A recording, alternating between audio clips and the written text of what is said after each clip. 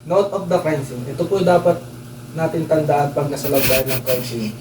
Ang pinaka-point lang po dito sa note of the crime scene is dapat lahat ng details ay clearly and delineated, meaning precisely and exactly yung pagkakasulat ng pangyayari sa crime scene.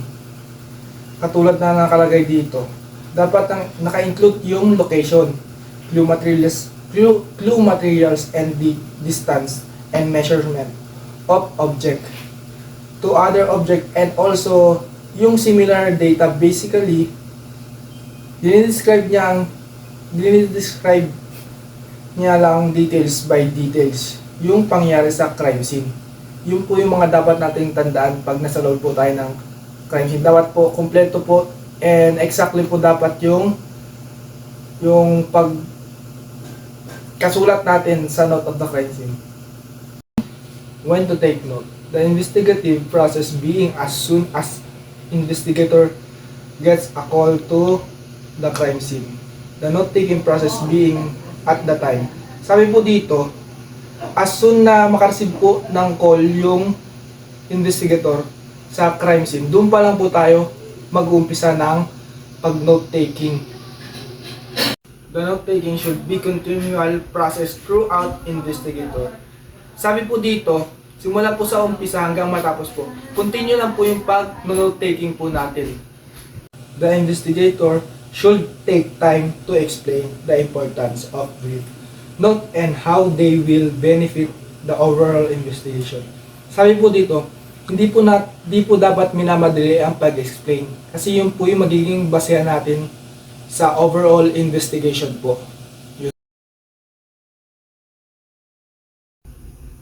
Supplementary information should include the exact time of arrival at the crime scene, the location, lighting, and the weather condition, name of the other police officer conducted, and person parents of the crime scene. Sabi po dito, lalagay rin po natin sa note of taking yung exact time ng pagpunta po natin doon and yung location po ng crime scene.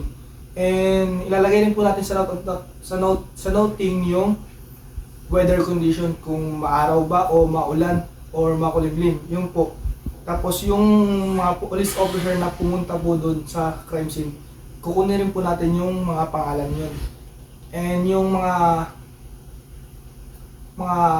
tao na nandun sa nakakita sa crime scene, kukunin rin po natin yung name po nila at ilalagay po natin sa note taking. This information should include all identities of the victim, include name, age, status, height, weight, color of hair, and eyes. Sabi po dito, ilalagay rin po natin sa note-taking yung name ng victim and yung kung ilang taon po siya and kung anong kalagayan niya and yung height and weight niya. Yung kulay ng buhok, ilalagay rin po natin yun, pati yung kulay ng mata niya. Yun po. Clothing should be noted as for style and color of argument. Sabi po dito, yung damit daw po niya, kung anong style and anong kulay, ilalagay po natin yun sa note taking. Special attention should be given to extemporaneous identify such as comprehension, tattoos, and scars. Sabi po dyan yung tattoo and yung anong kulay ng balat ng victim, pati yung tattoo, ilalagay rin po natin yun sa note taking, pati yung mga peklat niya or yung balat yun, ilalagay rin po natin sa note taking. Notes regarding the type and location of wounds should be carefully documented. Dapat po sa document po natin sa sugat, dapat ay maingat po tayo. And yun. It is important to emphasize description of wound, and if it is a bruise, its color should be noted. Sabi po dyan, kung ano po yung kalagayan ng sugat, kung namamaga po ba or nangingitim na yung sugat. What to take note. Investigator should note anything usual at the crime scene. These include item damage or sorry, item that seem place or that do not seem to belong in the crime scene. Open or closed doors or window. Sabi po dyan, lahat po ng nakikita ng investigator, isusulat po nila sa note-taking. Kunyari po yung sa paligid nila, kung nakita sila doon po, isusulat po nila yung mga bagay na nakita nila sa note-taking. Every photograph taken at the crime scene, the f-stop shooter, speed, distance, and direction of the photo should be logged in the investigator notes. Sabi po dyan, yung pagkuha ng picture ay mabilis ba o mabagal. And yung direction po, yung kung saan po yung pagkuha po ng picture, kung saan po naka-direction yung kunyari sa kaliwa ba o sa kanan, yun po. Include are the time and location of each photograph. Dapat rin po nakalagay po sa note taking yung pagkuha ng picture, kung anong oras or saan location, yun po. In the event that video camera is used to document the crime scene, an investigator notes should include the type of camera and special attachment that may have been used. For example po, may ginamit po tayong camera. Susulat po natin sa note-taking yung kung anong type pong camera yung ginamit natin sa pag-video or pagkuha ng picture. System of note-taking. All measurement that he or she made at the crime scene. Number 2. The person to who the physical evidence and clue materials were given. Number 3. All important details precisely with the conduct of the crime scene investigation. Number 4. This also include the time of the receipt of the assignment and time of arrival at the crime scene. Sabi po dito, kailangan rin po ilagay ng investigator yung mga ginamit. For example, yung measurement, yung panukat. Yun po. Number 2, yung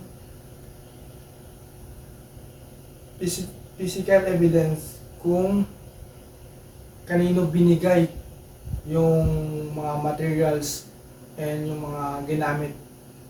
Number 3, yung important details. Plus number 4, yung sabi po dito, include the time of receipt. Ibig sabihin po nun, kung anong oras po na-receive yung assignment, and time of arrival at the crime scene, kung anong oras po nakarating sa crime scene. System of note-taking. Advisable to be developed to allow the investigator greater sweetness in his or her interview initial. For example, yung mga ginagamit mo tayong initial sa pag-interview. For example, S for suspect, V for victim, W I witness number 1, C for complainant. Yun po yung mga ginagamit natin pag nag-iimbestiga tayo. O use of photography. Siyempre sa crime scene, kung may ginagamit tayo note-taking, meron din tayong ginagamit na photography para sa pangalawang pagkukuha natin ng information. Tama yung kinukuha nating litrato at malaga yung information. Dapat nakapokus yung investigator sa pangyayari sa crime scene, nang sa ganun hindi tayo magkamali sa pag-investigate sa crime scene. At dapat lahat ng pangyayari ay pagkakatugma. ISO in crime scene photography. As a second rule, natural perspective can best be maintained by taking picture with the camera at the object 90-degree angle is from with opposite wall, or if outdoor with fixed object such as tree or landscape. Sabi po dito, may standard po tayong ginagamit na pagkuha ng picture. Yung po ay 90 degree. For example, magkabila ang wall, yung po 90 degree. Kung sa labas naman po, may maaring puno or landscape po. Yun po. Photographing the scene. In the photographing the crime scene, the investigator should be provide a series of shots which supply a maximum of information and which enable the viewer to understand how the crime scene was committed. The photographer should show the relationship of the various objects to one another. Location of article should be clearly seen in the reference to recognizable backgrounds. The investigator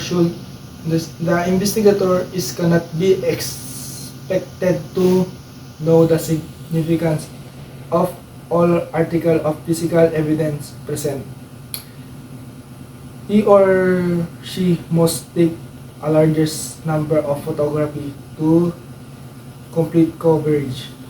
Sabi po dito sa panguna, dapat po hindi lang po yung isa yung pagkuha ng picture, dapat po marami para po sa information, para po mas maintindihan po ng viewer kung saan po nangyari yung crime scene.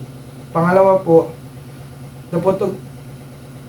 sabi po dito, the photographer, dapat po mapakita ng photographer yung relasyon ng object to object. Yan po.